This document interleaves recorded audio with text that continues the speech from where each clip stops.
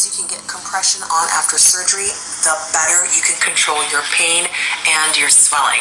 So most mamas can't get compression leggings or compression garments on immediately after surgery, so they opt for some kind of abdominal wrap, and that can be a long piece of fabric or an actual wrap that you can buy online that looks like an elastic wrap, essentially goes around your body.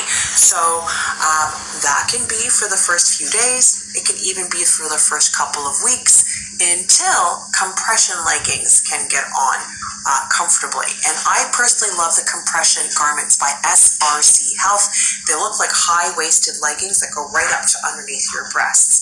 That will compress your abdominals without riding up like an abdominal wrap would, and you can sleep in them. About scar tape. Not all tapes are created equal, and the one that I used to recommend is no longer being manufactured. That being said, scar tape can help with the appearance of the scar in terms of how red and raised it can appear. So that's like a hypertrophic scar or a keloid scar.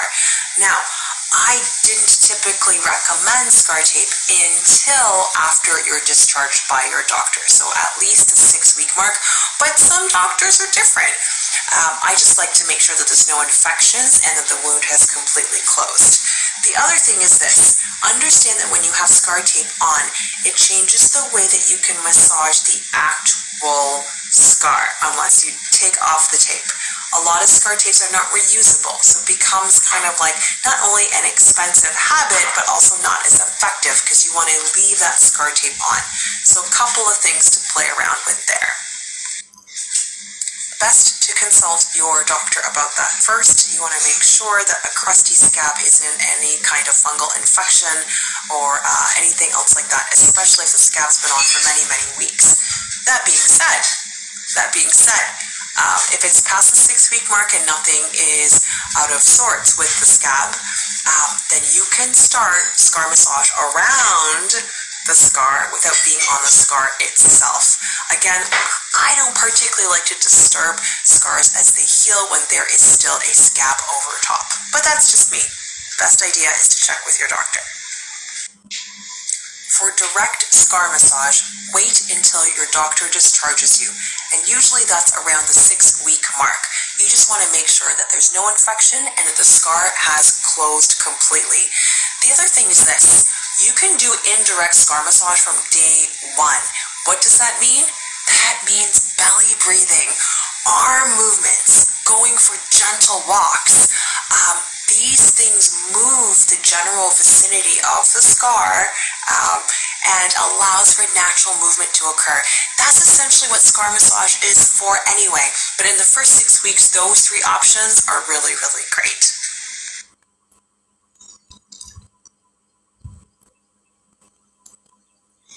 A fantastic question. Safety is always first. If you cannot comfortably and safely lift your leg high enough to get in and out of a bathtub because you don't have a shower stall to walk into the shower, then don't use the shower. Literally just sponge bathe yourself until you have the strength and the control to lift your leg to get in and out of that shower. It is not worth the possibility of slipping and falling and injuring yourself further because you can't lift your leg just because you want to get into the shower. The other option, of course, is to use a walk-in shower. So please make that a test. Safety is always first. And before you know it, just within days, you'll be able to lift your leg high enough. For any cesarean birth mom that works with me, they will know that I recommend 5 minutes of rehab a day. In those 5 minutes, you're going to do 1 scar massage and 1 movement. Now, can you do more than 5 minutes massage? In general, you don't really need to. And if you were going to, I would recommend splitting it up into 2 5-minute sessions. This is for the beginning stages, beginning months of scar massage. In the later stages of scar massage, when I treat patients, I can actually hold a scar massage technique for 10-15 minutes. So the short answer is it depends, but in general, more frequency is always more effective than a longer duration.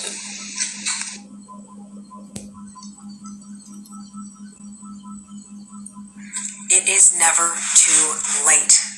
It is never too late. Scars continue to heal and change over an entire lifetime. It just depends what you do with it. So if you're 2 and 4 years after a cesarean, it depends what types of improvements or results you're looking for, but scar tissue can definitely remodel and change, and if scar tissue is what's causing you pain or a C-section shelf appearance or weakness or difficulty connecting with certain muscles in your core, then yeah, please do some scar massage. Yes, definitely use advanced tools if needed. Connect with your perinatal therapist. But most of all, if you've never done scar massage, start there. Come on my Friday workshop and learn. Strength. Focus on strength. Focus on rebuilding your core control. If you haven't started the ABCs, that's where I would start. That is my Core Foundations Rehabilitation Program. A stands for alignment, B stands for breathing, C stands for core control. I'll link it down below just so you can read up a little bit more about the kinds of things that you want to entail in your recovery. Pregnancy is not an injury. It is actually a time of phenomenal growth and phenomenal strength. So I know what you might be thinking about. Oh my gosh, can my uterus handle this? We'll cross that bridge when we get there, but that strength is absolutely something that you can improve.